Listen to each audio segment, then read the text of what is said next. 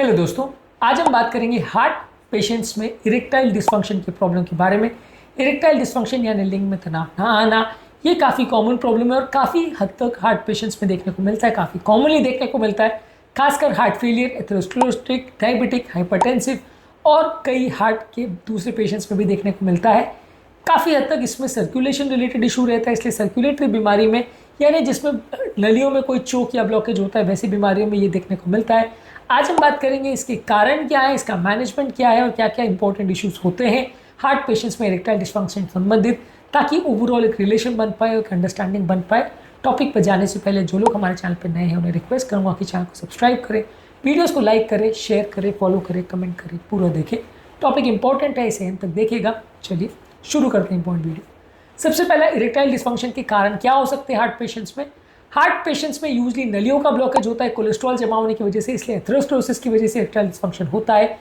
जब किसी व्यक्ति को अगर ब्लॉकेजेस डेवलप हो रहे हैं जो पेनिस की नलियां हैं या लिंग की नलियां हैं, वहाँ पर भी अगर क्लॉटिंग डेवलप हो रहा है या क्लॉट बन रहा है या कोलेस्ट्रॉल जमा हो रहा है, तो वहाँ पर भी ब्लड सप्लाई कॉम्प्रोमाइज़ हो सकता है। और ज़्यादातर इरेक्टाइल डिस्फंक्शन होना इसकी वजह से होता है, क्योंकि इरेक्टाइल डिस्फंक्शन बेसिकली काम ऐसे होता है कि वहाँ पे ब्लड सप्लाई जो इरेक्शन के दौरान बढ़ना चाहिए वो कम हो जाता है। इरेक्शन बेसिकली तब होता है जो पेनिस की नलियाँ जो है उसमें बहुत सारा ब्लड एक्स्ट्रा भर जाता है, तब वो एंगॉर्ज होता है। लेकिन अगर मान लीजिए कोई बीमारी की वजह से ब्लड सप्लाई एक्स्ट्रा नहीं बढ़ पा रहा है तो ये प्रॉब्लम हो सकती है। इसके अलावा कई हार्ट के पेशेंट्स में होता है एंडोथेलियल डिस्फंक्शन, जिसकी वजह से नाइट्रिक ऑक्साइड का बनना कॉम्प्रोमाइज़ हो जाता है, जिसकी वजह से ये ब्लड सप्लाई जो एक्स्ट्रा जाना चाहिए वो नहीं जा पाता है। इरेक्टाइल डिस्फंक्शन होने का कारण नाइट्रिक ऑक्साइड की डेफिशिएंसी हो सकती है। बेसिकली जब सेक्सुअल एक्टिविटी होती है तो नाइट्रिक ऑक्साइड बनने की वजह से वहाँ पे एक्स्ट्रा ब्लड सप्लाई होता है, नली डायलेट हो जाती है, जिससे ब्लड भर जाता है और पेनिस एंगॉर्ज होता है। बेसिकली इसकी पैथोफिजियोलॉजी को हमने अलग वीडियो में डिस्कस किया है, लेकिन यहाँ पे नाइट्रिक ऑक्साइड जब कम हो जाता है तो वो डायलेशन का प्रोसेस रुक जाता है, ब्लड सप्लाई जितना होना चाहिए उतना नहीं हो पाता है, इसकी वजह से आपको प्रॉपर इरेक्शन नहीं मिलता है।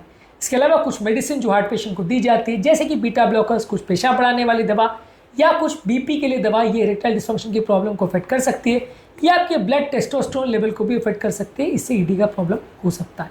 इसके अलावा कई हार्ट पेशेंट्स में हार्मोनल इम्बैलेंसेस, खासकर लोअर टेस्टोस्टेरोन, लोअर लिबिडो हो सकता है, जिसकी वजह से इरेक्टाइल फंक्शन कॉम्प्रोमाइज हो सकता है।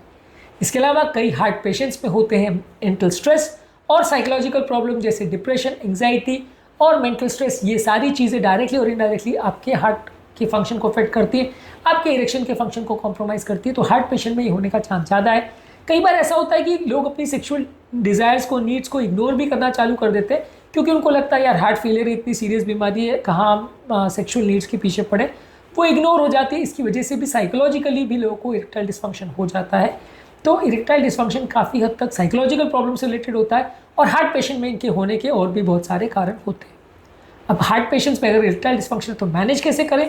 ज़्यादातर आपको हार्ट के लिए जिस तरह का डाइट वगैरह की आवश्यकता है, जैसे रेगुलर प्रॉपर बैलेंस डाइट लीजिए, जिसमें फल सब्जियां ज़्यादा है, विटामिन मिनरल ज़्यादा है, फैट वाली चीज़ें जो प्रोसेस फूड प्रोडक्ट्स है या ऑयली जंक फूड है, ये सब चीज़ों को कम रखिए, ये सारी चीज़ों से आपको फ़ायदा मिलेगा। इसके अलावा अगर कोई व्यक्ति एक्सरसाइज रेगुलरली करता है, वजन को कंट्रोल करता है, तो इससे भी उनको फ़ायदा मिलेगा, इससे उनकी ओवरऑल वैस्कुलर हेल्थ इंप्रूव होगी, जो कि इरेक्टाइल फंक्शन के लिए एक इंपॉर्टेंट कॉम्पोनेंट है। इसके अलावा अगर किसी व्यक्ति की स्मोकिंग की आदत है तो स्मोकिंग को बंद करना चाहिए, अल्कोहल की आदत है तो अल्कोहल को बंद करना चाहिए, इससे भी वैस्कुलर डैमेज होने का चांस कंपैरेटिवली कम हो जाता है जब आप अपने ओवरऑल लाइफस्टाइल को बेटर रखते हैं। इसके अलावा अगर किसी व्यक्ति को कोई मेडिसिन चल रही है जिससे अगर प्रॉब्लम हो सकती है, खासकर बीटा ब्लॉकर्स या खासकर डाययूरेटिक्स, तो उसको बंद करने से फ़ायदा मिल सकता है।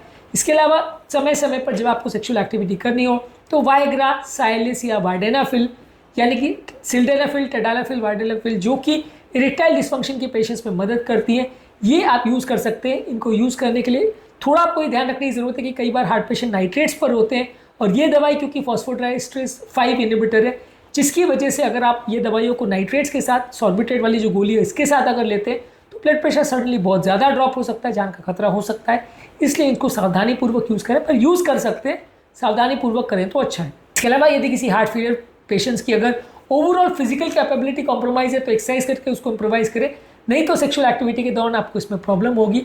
इसके अलावा कई पेशेंट्स हार्मोन रिप्लेसमेंट थेरेपी भी ले सकते हैं। मान लीजिए अगर सेक्सुअल एक्टिविटी करने में आपको इसलिए प्रॉब्लम आ रही है क्योंकि हार्ट फेलियर की वजह से या हार्ट की बीमारी की वजह से ब्लड टेस्टोस्टेरोन लेवल कम हो गया, तो उसके आप अलग से सप्लीमेंट ले सकते हैं। इसके अलावा अगर कोई साइकोलॉजिकल प्रॉब्लम है तो साइकेट्रिस्ट से आप काउंसलिंग कर सकते हैं, डिप्रेशन, एंग्जाइटी और स्ट्रेस का ट्रीटमेंट ले सकते हैं, रिलेशनशिप काउंसलिंग कर सकते हैं जिसमें साइकेट्रिस्ट दोनों पार्टनर्स को साथ में बिठा के डिस्कशन करवाते हैं और जो इंपॉर्टेंट इश्यूज है उसको एड्रेस करने का प्रयास करते हैं, जिससे ओवरऑल कम्युनिकेशन और इंटीमेसी इंप्रूव करने में मदद मिलती है। इसके अलावा हार्ट पेशेंट्स को अगर सेक्सुअल एक्टिविटी करनी है तो रेगुलर बेस पे एक्सरसाइज करने की आवश्यकता है, रेगुलर उनको अपनी स्टैमिना बिल्डिंग करने की आवश्यकता है। अगर बहुत लो स्टैमिना है और सीवियर हार्ट फेलियर है तो उस तरह के पेशेंट्स को इरेक्टाइल डिस्फंक्शन भी हो सकता है और सेक्सुअल एक्टिविटी या उसके दौरान जो एनर्जी है या स्टैमिना है वो कॉम्प्रोमाइज़ हो सकता है। इसलिए आपको रेगुलर बेस पे एक्सरसाइज करते रहना है जिससे आपका एफर्ट टॉलरेंस बढ़े और आपकी सेक्सुअल एक्टिविटी करने की कैपेसिटी बेटर रहे। इसके अलावा आपको रेगुलर मॉनिटरिंग और चेकअप की आवश्यकता है। यदि कोई व्यक्ति ट्रेडमिल पर 7-8 मिनट चल सकता है या 2 सीढ़ी भी बिना सांस फूले चढ़ सकता है तो सेक्सुअल एक्टिविटी के लिए उसको परमिट कर सकते हैं, प्रॉब्लम नहीं आएगी। लेकिन आपको रेगुलर मॉनिटरिंग की आवश्यकता है ये देखने के लिए कि पेशेंट की ओवरऑल स्टैमिना कैसा है, ओवरऑल हेल्थ कैसा है, मेडिकेशन को एडजस्ट करने की ज़रूरत तो नहीं है और ओवरऑल कुछ लाइफस्टाइल चेंजेस करने की अगर आवश्यकता है तो किया जा सकता है। ये सारी चीज़ें करने से आपको बेटर रिजल्ट्स मिलेंगे और ओवरऑल पेशेंट का सेक्सुअल लाइफ बेटर हो जाएगा, इरेक्टाइल डिस्फंक्शन होने का प्रॉब्लम कुछ हद तक ठीक हो जाएगा यदि किसी हार्ट पेशेंट को इसका प्रॉब्लम है। आज के टॉपिक में हमने बात करी कि हार्ट फेलियर के पेशेंट्स में यदि इरेक्टाइल डिस्फंक्शन का प्रॉब्लम है तो क्या इंपॉर्टेंट कारण या क्या इंपॉर्टेंट थेरेपीज या इंपॉर्टेंट इश्यूज हो सकते हैं। इसके अलावा डायबिटिक पेशेंट्स में ईडी की प्रॉब्लम को हमने अलग वीडियो में डिस्कस किया, इसको भी ज़रूर चेकआउट करें। टॉपिक एंड करने से पहले जो लोग हमारे चैनल पर नए हैं उन्हें रिक्वेस्ट करूँगा कि चैनल को सब्सक्राइब करें, वीडियोज़ को लाइक करें, शेयर करें, फॉलो करें, कमेंट करें पूरा।